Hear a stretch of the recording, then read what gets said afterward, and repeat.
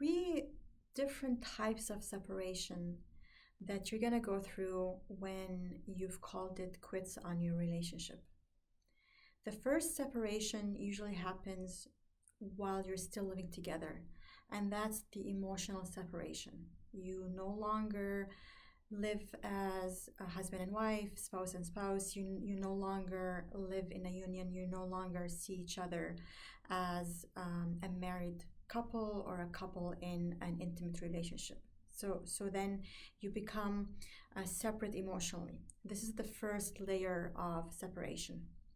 The second layer of separation usually happens when one of you moves out. So this becomes a physical separation. One of you has moved out, and now you're living separate. Now you are running your life separately. You're making plans separately.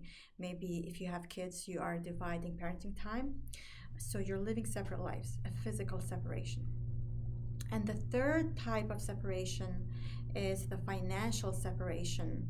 And financial separation usually happens after the physical separation, because think about it. It makes more sense if you're still living together that you keep status quo when it comes to your finances, as opposed to now all of a sudden you have to, some people think they have to divide expenses, they have to each pay their own part in the mortgage, like they have to move things around because now they're separate. But for most people, it makes more sense to keep things as is while you're still living together, and to deal with the financial separation when one of you moves out. Now people ask, so what's the legal separation? So then you can think of the legal separation as in when you start making things final legally. So emotional separation, physical separation, financial separation, and then when you've agreed on what you want to do with that financial separation piece, then you go and you make that legally binding. You know, who gets the house, if there's a government pension or an employment pension, are you going to divide them?